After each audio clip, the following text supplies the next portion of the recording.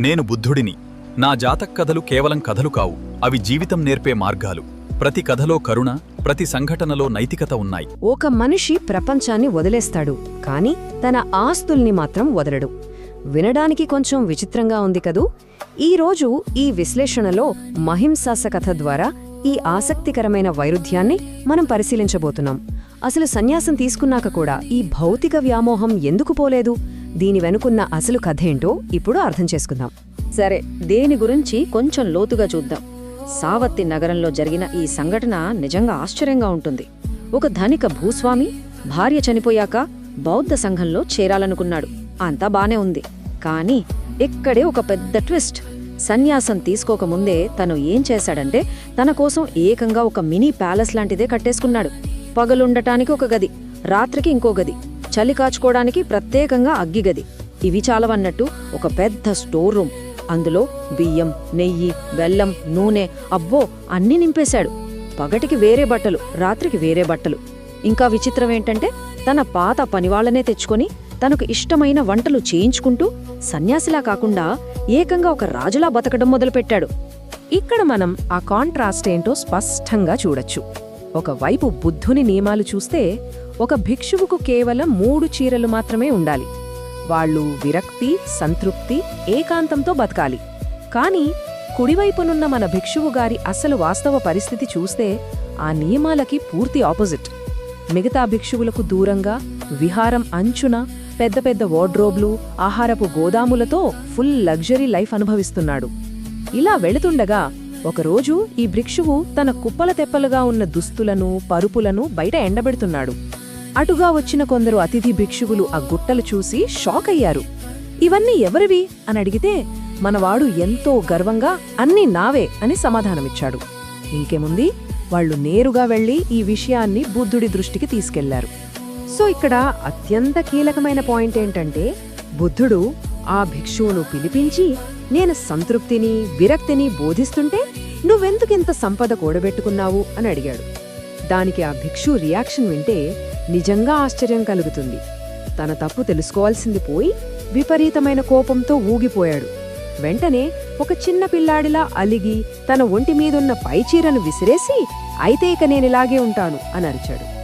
ఆలోచించండి, అన్నీ వదిలేసిన సన్యాసి తన ఆస్తుల గురించి అడిగేసరికి ఇంతలా రియాక్ట్ అవ్వడం, అతనిలో ఎంత అహంకారం ఉందో, వస్తువుల మీద ఎంత వ్యామోహం ఉందో కదా. ఆ క్షణంలో అక్కడ వాతావరణమంతా చాలా టెన్షన్గా మారిపోయింది. కాని బుద్ధుడు ఏమాత్రం కోపపడకుండా చాలా ప్రశాంతంగా ఒకే ఒక్క ప్రశ్న వేశాడు. ఆ దెబ్బతో భిక్షువు మైండ్ బ్లాక్ అయిపోయింది. గత జన్మలో నీవు యక్షుడుగా ఉన్నప్పుడు 12 సంవత్సరాల ధర్మాన్ని అన్వేషించావు కదా, మరి ఇప్పుడెందుకిలా సిగ్గులేకుండా ప్రవర్తిస్తున్నావు అని చాలా మృదువుగా అడిగాడు. ఇది ఈ కథలో ఒక అద్భుతమైన టర్నింగ్ పాయింట్. ఆ ఒక్క మాట వినగానే ఆ గర్విష్ఠ భిక్షువు తలదించుకున్నాడు. సైలెంట్గా తన దుస్తులు మళ్లీ ధరించి బుద్ధునికి నమస్కరించి శాంతించాడు. అసలు ఈ గత జన్మ కథేంటి? 12 ఏళ్లు ధర్మాన్ని వెతికిన ఆ యక్షుడు ఎవరు? ఈ ప్రశ్నలు మనక్కూడా వస్తున్నాయి కదా, చూద్దాం. ఇప్పుడు మనం తర్వాతి అంశానికి వెళ్ళి అసలు ఈ కథ ఎలా రూపుదిద్దుకుందో చూద్దాం. బుద్ధుడు ఈ ప్రాచీన కథను చెప్పడం మొదలుపెట్టాడు. ఎప్పుడో వారణాసిని బ్రహ్మదత్తుడనే రాజు పాలిస్తున్న కాలం. ఆయనకు 3 కొడుకులు. పెద్దవాడు మహింసాస, రెండోవాడు చంద, ఇక చిన్నవాడు సూర్య. సూర్య పుట్టినప్పుడు రాజు సంతోషంతో తన రాణికి ఒక వరమిచ్చాడు. కొన్ని సంవత్సరాల తరువాత రాణి ఆ వరాన్ని ఉపయోగించుకుని సింహాసనాన్ని తన చిన్న కొడుకైన సూర్యకు ఇవ్వాలని పట్టుబట్టింది. రాజు అందుకు ఒప్పుకోలేదు. కాని రాణి వేసే కుట్రల నుండి తన పెద్ద కొడుకులైన మహింసాస, చందలను కాపాడుకోవడానికి వాళ్ళిద్దర్నీ అడవికి పంపేశాడు. అయితే ఇక్కడ విశేషమేంటంటే, చిన్నవాడైన సూర్యకు కూడా తన అన్నలంటే చాలా ప్రాణం. అందుకే అతను కూడా అన్నల వెంటే హిమాలయాల వైపు అడవికి బయలుదేరాడు. అలా ఆ 3 అన్నదమ్ములు దట్టమైన అడవిలో నడుస్తూ నడుస్తూ దాహంతో అలసిపోయి ఒక చెరువు దగ్గరకొచ్చారు. నీళ్లు తీసుకురావడానికి ముందుగా చిన్నవాడు సూర్య వెళ్లాడు. కాని ఆ చెరువు మామూలు చెరువు కాదండోయ్. అక్కడ ఒక భయంకరమైన మనుష్యుల మాంసం తినే యక్షుడు కాపలా ఉన్నాడు. ఆ చెరువులో నీరు తాగాలంటే ఆ యక్షుడు వేసే ఒకే ఒక ప్రశ్నకు సరైన సమాధానం చెప్పాలి. అదేంటంటే, నిజమైన ధర్మం అంటే ఏమిటి? సమాధానం చెప్పలేకపోయారో ఆ యక్షుడికి ఆహారమైపోవాల్సిందే. ఇది కేవలం ప్రాణాలు కాపాడుకున్న ప్రశ్న మాత్రమే కాదు, చాలా లోతైన ఒక తాత్విక అన్వేషణ.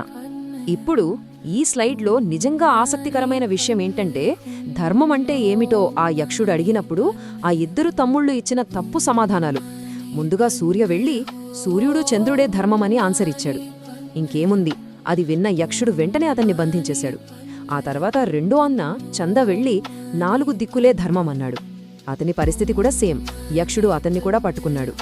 అసలు వాళ్ళు ధర్మాన్ని కేవలం భౌతికమైన ప్రకృతి శక్తులుగా మాత్రమే చూశారు తప్ప దాని అసలు అర్థాన్ని పట్టుకోలేకపోయారు. దాని ఫలితమే ఈ ప్రాణ సంకటం.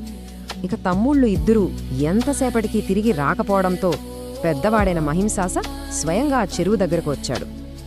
యక్షుణ్ణి చూడగానే పరిస్థితి ఏంటో అర్థమైపోయింది. అప్పుడు యక్షుడు అదే ప్రశ్న మహింసాసను కూడా అడిగాడు. ధర్మం అంటే ఏమిటో తెలుసా? దానికి మహింసాస ఎంతో స్పష్టంగా లోతుగా సమాధానమిచ్చాడు.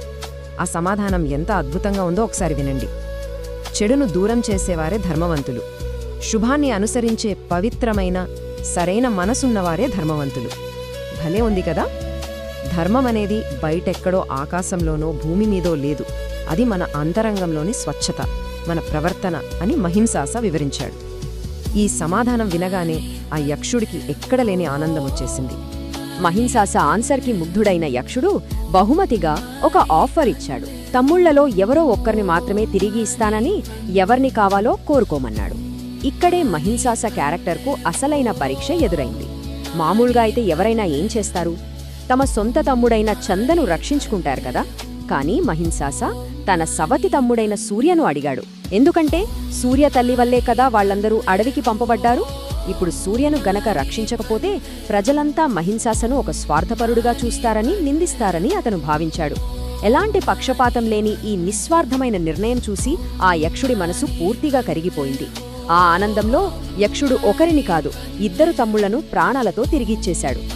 ఇక్కడ ఇంకో గొప్ప విషయం ఏంటంటే, మహింసాస కేవలం తన తమ్ముళ్లను రక్షించుకోవడమే కాదు, ఆ క్రూరమైన యక్షుడిని కూడా పూర్తిగా మార్చేశాడు. పాపపు పనులు వదిలేసి ధర్మ మార్గంలో బతకమని యక్షుడికి ఉపదేశించాడు. ఆ తరువాత కొంతకాలానికి వాళ్ల తండ్రి మరణించడంతో ఆ 3 సోదరులు తమ రాజ్యానికి తిరిగి వెళ్లి పాలన చేపట్టారు. ఇక్కడ గమనించాల్సిన విషయమేంటంటే, ఒకప్పుడు మాంసం తినే ఆ యక్షుడికి కూడా వాళ్ల రాజ్యంలో ఎంతో గౌరవప్రదమైన స్థానమిచ్చారు. అంటే ఒక మంచి మాట, ఒక స్వచ్ఛమైన ప్రవర్తన ఎంతటి క్రూరుడినైనా ఎలా మార్చగలదో ఈ సంఘటన మనకు స్పష్టంగా చూపిస్తుంది. మరియు ఇది అద్భుతంగా దేన్ని వివరిస్తుందంటే, ఈ పురాతన గాథకు మన విలాసవంతమైన భిక్షువుకు ఉన్న కనెక్షన్. బుద్ధుడు కథను ముగిస్తూ అసలు గత జన్మలోని ఆ పాత్రలు ఇప్పుడు ఎవరుగా పుట్టారో వివరించాడు. ఆనాటి మాంసం తినే యక్షుడే ఈనాటి ఈ సంపదను కూడబెట్టుకున్న భిక్షువు. సూర్యుడు ఆనందుడిగా, చంద్రుడు సారిపుత్రుడుగా జన్మించారు. మరి ఆ ధర్మస్వరూపుడైన మహింసాస ఎవరో కాదు, స్వయంగా బుద్ధుడే. ఈ కథ వినగానే ఆ గర్విష్టి భిక్షువుకు ఒక్కసారిగా జ్ఞానోదయమైంది. గత జన్మలో తానెంత కష్టపడి ధర్మాన్ని నేర్చుకున్నాడో గుర్తు చేసుకుని ఇప్పుడీ వస్తువుల వ్యామోహంలో పడి అదంతా ఎలా మర్చిపోయాడో గ్రహించాడు. వెంటనే తన తప్పు తెలుసుకుని జ్ఞానోదయపు మొదటి మెట్టు ఎక్కాడు. ఒక లోతైన ఆలోచనతో ఈనాటి విశ్లేషణను ముగిద్దాం.